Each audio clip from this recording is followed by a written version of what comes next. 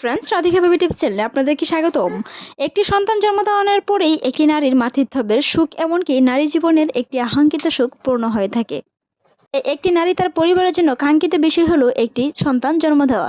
ভালো কিছু পাওয়ার জন্য শুরুতেই থাকতে হবে ভালো কিছু প্রস্তুতি। গর্ভধারণের পর এর ব্যতিক্রম নয়। গর্ভধারণের পরিকল্পনা থাকলেও প্রথম থেকে আপনার প্রস্তুতি নিতে হবে ভালোভাবে। আজ জানাবো গর্ভাবস্থার শেষ 3 মাসে যে ভুলগুলো কখনোই করবেন না। আশা করি ভিডিওটি মনোযোগ সহকারে দেখবেন। এই ভিডিওর মাধ্যমে অনেক গুরুত্বপূর্ণ বিষয় আলোচনা করতে যাচ্ছি। তো কথা না বাড়িয়ে চলুন মূল আলোচনায়। একজন গর্ভবতী মায়ের খাবার। গর্ভবতী হওয়ার পর খাওয়া নিয়ে একটু বেশি সতর্কতা থাকতে হয় গর্ভবতী মায়েদের। কেননা ভুলভাল বা ক্ষতিকর কিছু খেয়ে ফেললে গর্ভের সন্তান বা গর্ভের অনাগত সন্তানের জন্য সমস্যার কারণ হয়ে দাঁড়াতে পারে। তাছাড়াও প্রয়োজনের অতিরিক্ত খাওয়া যাবে না। অতিরিক্ত ওজন বৃদ্ধি মা ও শিশুর জন্য উভয়ের জন্যই কিন্তু ক্ষতিকারক। তবে কম ওজন বিশিষ্ট যেন বাচ্চা গ্রহণ না করে সেই বিষয়ে মায়েদের খেয়াল রাখতে হবে। তাই যা কিছু খান তার কিছুর মধ্যে যেন পুষ্টিকর খাবার কিংবা আয়রন, ক্যালসিয়াম, মিনারেলস এগুলো থাকে। তাই প্রতিদিন অন্তত গর্ভবতী মায়ের 2টি করে ডিম, মাছ, মাংস এগুলো রুটিন মতে খেতে হবে। অনেকেই বলেন যে গর্ভাবস্থায় একটি দেহে 2টি প্রাণের বসবাস, তাই গর্ভাবস্থায় দুজনের সমপরিমাণ খাওয়া উচিত, যা খুবই ভুল ব্যাখ্যা। আপনি প্রাপ্তবয়স্ক মানুষ হিসেবে একজনের পরিমাপ খাবার একটাই স্বাভাবিক। তবে গর্ভস্থ শিশুটি কোন প্রাপ্তবয়স্ক ব্যক্তি নয়, তার জন্য দিনে অন্ততপক্ষে 250 থেকে 300 গ্রাম পরিমাণের বেশি খাবার কিংবা ক্যালোরিযুক্ত খাবার খেলেই চলবে। প্রচুর পরিমাণে তরল খাবার গ্রহণ করতে হবে। নিজেকে হাইড্রেশন রাখতে একজন গর্ভবতী দৈনিক 3 লিটার কিংবা তারও বেশি পানি পান করার কথা বলে থাকেন বিশেষজ্ঞরা। অনেকে এ সময়ে বারবার বাথরুমে যাওয়ার সমস্যা এড়াতে পানি পান করতে চান না। এ সমস্যা এড়াতে দিনের বেলা অন্ততপক্ষে পর্যাপ্ত পরিমাণ পানি পান করুন।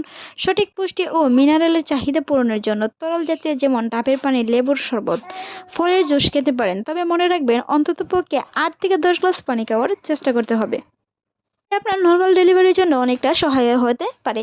তেলে ভাজা খাবার এবং ফাস্টফুড। গর্ভাবস্থায় অতিরিক্ত তেলে ভাজা খাবার এড়িয়ে চলতে হবে। বাহিরের ফাস্টফুড খাবার এড়িয়ে চলতে হবে। তাছাড়াও ফাস্টফুড ব্যবহৃত ক্ষতিকারক মশলা এবং লবণ ত্রুটিপূর্ণ শিশু জন্ম কিংবা অপুষ্টিকর শিশু জন্ম হতে। গর্ভাবস্থায় একজন নারীর ওষুধ গ্রহণ। গর্ভকালের পরিকল্পনা করলেই আপনাকে অনেক বিধি নিষেধ মেনে চলতে হবে। তাছাড়াও অভিজ্ঞ চিকিৎসকের পরামর্শ অনুযায়ী আপনার কোনো সমস্যার কারণে হয়তো অনেকদিন ধরে ওষুধ সেবন করে আসছেন। তবে যখন গর্ভধারণের মতো গুরুত্বপূর্ণ বিষয়টি এ সময়ে উপস্থিত বা অপেক্ষা করতে পারবেন না, তখন আপনার ডাক্তারের বিষয়টি জানান এবং তার অনুযায়ী চলতে হবে। এমনকি গর্ভধারণ করতে চাইলে তখন তিনি গর্ভাবস্থা নিরাপদ নয় এমন ওষুধ প্রেসক্রিপশন করবেন না। তাই ডক্টরের ওষুধ কিংবা প্রেসক্রিপশনের ওষুধ ছাড়া অবশ্যই ওষুধ গ্রহণ করা যাবে না গর্ভবতী মায়েদের।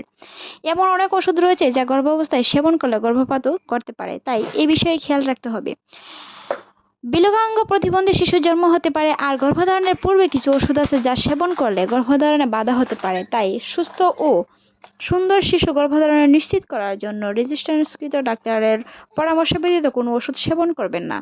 কোনো ধরনের অ্যান্টিবায়োটিক ওষুধ খাওয়া যাবে না চিকিৎসকের পরামর্শ ছাড়া। পর্যাপ্ত পরিমাণ ঘুম। একজন সুস্থ মানুষের অন্ততপক্ষে 8 থেকে 9 ঘন্টা ঘুমানো উচিত। সেই হিসাবে একজন গর্ভবতী মহিলার খাওয়া দাওয়ার নিয়মকানুন সব মানলে ঠিকমতো ঘুম না হলে সবই বৃথা হয়ে যায়। রাতে অন্ততপক্ষে 8 ঘন্টা, দিনে 2 ঘন্টা ঘুমাতে হবে একজন গর্ভবতী মায়ের।